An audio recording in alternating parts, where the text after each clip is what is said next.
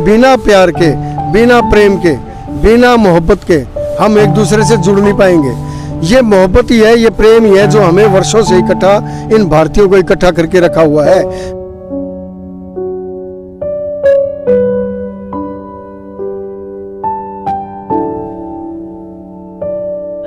सरकार और पुलिस दंगाइयों को संरक्षण दे रही है, ये बहुत दुख की बात है। कोई जान रहा है, चाहे वो मणिपुर हो, चाहे वो गोधरा हो, चाहे वो दिल्ली हो, चाहे वो नूह में बात हो, कि सरकारों के द्वारा करवाए गए सुनियोजित दंगे हैं। ये राजनीतिक दंगे हैं। ये धर्म निरपेक्ष देश में हिंदू, मुस्लिम, सिख, ईसाइयों को शांतिपूर्वक रहने का अधिकार है, लेकिन उनको धमकाया जा रहा है और उनको इलाका छोड़ने के लिए मजबूर किया जा रहा है।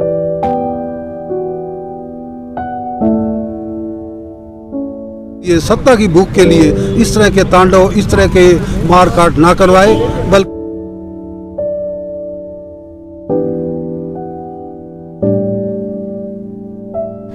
सर एक बार नाम बता दीजिए अपना। मेरा नाम सत्यपाल शर्मा है। तो आज एक दिन का धरना है, आपके आसपास देखो कि कभी नूह के मसले पे, कभी हिसार में, आसी में एक विशेष धर्म को निकालने की बात की जा रही। गांधी विचार कहता है कि सब समान है, सब इस देश के हैं, लेकिन एक तरफ दूसरे लोग कह रहे हैं कि आपको जो रेडी वाले मजदूर है और है मुस्लिम है वो देश छोड़ के चले। आज गांधी जी के विचारों को समझने की आवश्यकता है। कुछ अज्ञानी लोग जो गांधी जी को नहीं समझते, गांधी जी के विचारों को अक्षुण्ण करने के लिए तुले हुए हैं और उनकी स्मृतियों को धूमिल करने पर लगे हुए हैं।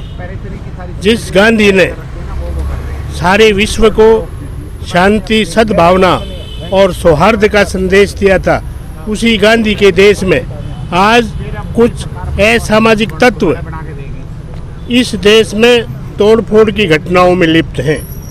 साबरमती आश्रम जो कि भारतीय संस्कृति का एक प्रतीक है, उसे औने पौने दामों में सरकार द्वारा बेचा जाता है। और हाल ही में वाराणसी की बड़ी नवीनतम घटना, जिसका विरोध स्वरूप हम गांधी अध्ययन केंद्र और खादी आश्रम के सदस्य एवं विभिन्न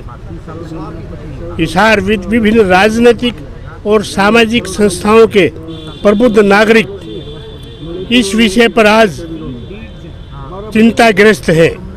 आज प्रबुद्ध नागरिकों के सामने एक ये चिंतनीय विषय है कि इस तरह की घटनाओं पर रोक लगे और हम सरकार को ये सचेत करना चाहते हैं कि समय रहते इस तरह के जो गांधी जो विश्व में आज इस गांधी के 188 देशों में प्रतिमाएं हैं, सारा विश्व गांधी जी को जानता है।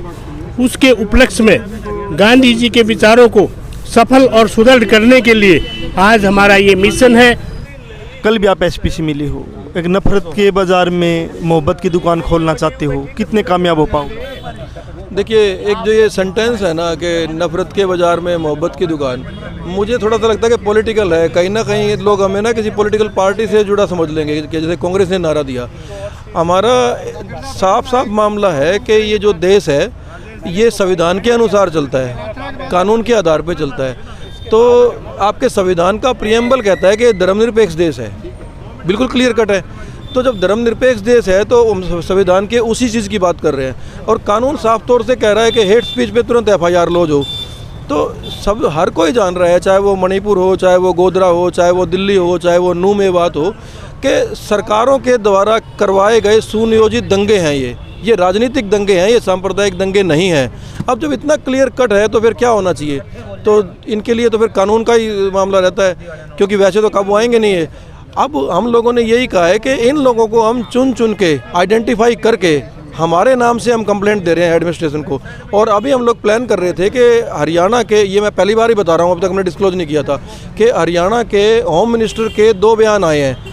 एक में तो उन्होंने कहा था कि मन्नू मानेसर का कोई उसमें इन्वॉल्वमेंट नहीं है, जबकि वो क्लियर कट गलत बोल रहा है। जो टाइमिंग है उसकी वो दंगा भड़काने वाली थी। और दूसरा उसका बयान आया कि उस मंदिर के अंदर 2-3 हज़ार वो महिलाएं बंदी की गई हैं, जबकि मंदिर का वो पुजारी बोल रहा है कि ऐसा कुछ नहीं है। तो अब हमारी अगली योजना है कि हम अनिल विज के खिलाफ FIR लॉन्च करवाएंगे। तो बिल्कुल कानून का ही सहारा लेंगे। इसमें जो आप कह रहे हो कि जो उसकी नफरत की जो मामला है, जो उसकी दुकान की बात कर रहे हो, हमारा उससे कोई ज़्यादा लेना देना नहीं है। हाँ, लैंग्वेज यूज़ की जा सकती है। हम लोग हिसार के एक्टिविस्ट हैं, हमें पता है कानून कैसे काम करता है, कानून से कैसे काम करवाना है। तो ये एक ही मैसेज है कि ज़्यादा बड़ी हमारी रीच नहीं है। हिसार के आसपास के एरिया में हम हरियाणा के गृह मंत्री को भी परमिट नहीं करेंगे कि दंगा फैला सके। गांधी जी की संस्थाओं को समाप्त किया जा रहा है, उनकी विचारधारा को समाप्त किया जा रहा है। सरकार और पुलिस दंगाइयों को संरक्षण दे रही है। यह बहुत दुख की बात है। इस देश में, धर्म निरपेक्ष देश में, हिंदू मुस्लिम सिख ईसाइयों को शांतिपूर्वक रहने का अधिकार है, लेकिन उनको धमकाया जा रहा है और उनको इलाका छोड़ने के लिए मजबूर किया जा रहा है, धमकियां दी जा रही है। यह सब इस देश में नहीं होना चाहिए। हिंसा से किसी भी चीज़ का हल नहीं निकल सकता।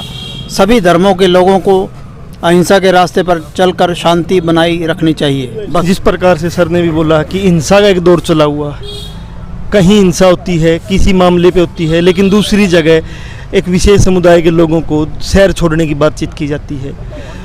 मुस्लिम समुदाय के लोगों को अगर कोई रोज़गार देगा तो वो गद्दार होगा, ऐसी ऐसी बातें की जाती है। तो उन लोगों को क्या कहना चाहोगे और सरकार को क्या कहना चाहोगे जिसकी जिम्मेवारी बनती है अमन शांति बनाए रखना और हिंसा पे रोक लगाना? जो हमारा सामाजिक ताना बाना है, जिसको हम सौहार्द का फैब्रिक बोलते हैं, उसको आज की ये जो मौजूदा सत्ताधारी जो लोग बैठे हैं, चाहे वो संघ विचारधारा के हैं, जिन्होंने आज़ादी के मूवमेंट में कोई भाग नहीं लिया, बल्कि अंग्रेज़ों की चाकरी की, मुखबरी की, गद्दारी का काम किया उन्होंने, और आज वो दुर्भाग्य से सत्ता में बैठे हैं। और उन्हीं के ही अगले जो ब्रांच हैं, चाहे वो बजरंग दल है, विश्व हिंदू परिषद है, या अन्य फांसीवादी जो इनके जो ग्रुप्स हैं, इन लोगों ने पूरे देश का माहौल, सामाजिक ताना बाना और फैब्रिक को बिगाड़ के रख दिया। हम यहाँ पर आज समविचार के कुछ प्रबुद्ध नागरिकों के साथ, जो भिन्न भिन्न सामाजिक संस्थाओं से, भिन्न भिन्न राजनीतिक दलों से इस मुद्दे के ऊपर इकट्ठे हुए हैं कि ये भारत छोड़ो आंदोलन की जो अगस्त क्रांति का जो वर्षगांठ है, उस अवसर पर हम सर्व सेवा संघ वाराणसी और मणिपुर की हिंसा जो 90 दिनों के लगभग समय हो चुका है, और नू में घटित जो प्रायोजित, सरकार द्वारा प्रायोजित कार्यक्रम जो था, उनके विरोध में बैठे हैं। और हम ये अपील करना चाहते हैं कि जैसा आपने अभी प्रश्न पूछा कि ये जो समाज के अंदर इतना जो वैर भाव, इतनी वैमनस्यता जो बढ़ा दी है, इसका क्या जो सरकारी जो चल रहा है प्रायोजित कार्यक्रम, इससे तो कुछ नहीं होने वाला। अगर होने वाला है तो देश में एक ही आवाज़ है, गांधी जी की अहिंसा और शांति। इन दो मूल मंत्रों को अगर सभी लोग प्रयोग करेंगे तो किसी प्रकार के भी हम वैमनस्यता से, नफरत से, वैर भाव से दूर हो जाएंगे। जैसे कि माननीय राहुल गांधी जी कहते हैं कि नफरत के बाज़ार में मोहब्बत की दुकान, तो ये मोहब्बत की दुकान हर जगह खुलनी चाहिए। तो आज मोहब्बत की दुकान खोलने के लिए आप गांधी चौक पे धरना दे रहे हैं? जी बिल्कुल, हमारा यही उद्देश्य है।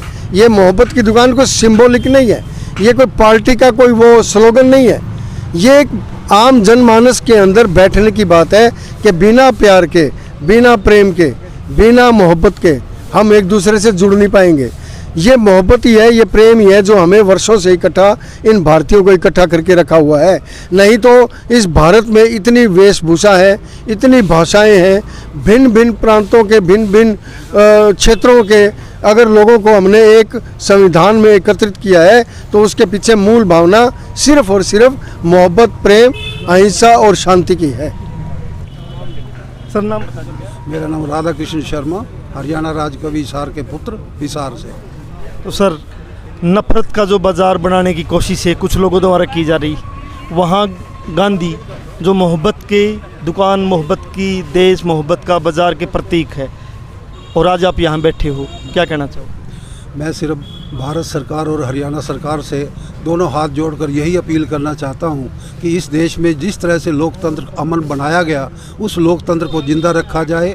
इस लोकतंत्र की आड़ में अहिंसा वादी रहें तो ठीक है, हिंसा का उपयोग जितना किया जा रहा है वो आम जनता के लिए अच्छा नहीं है। सत्ता तो आती जाती रहेगी, चाहे वो किसी की भी हो, लेकिन जनता के ऊपर जो इसके ऊपर चोट लग रही है, लोगों के अंदर जो वैमनस्य पैदा हो रहा है, उसके लिए सरकार कभी न कभी बहुत वित्तीय स्थिति में फंस जाएगी। इसलिए उनसे अपील है कि सिर्फ अपनी थोड़ी सी इच्छा के लिए, सत्ता की भूख के लिए इस तरह के तांडव, इस तरह के मार काट ना करवाए, बल्कि अपना अमन चैन की जितनी हो सके कोशिश करे। यही मेरी उनसे अपील है। धन्यवाद।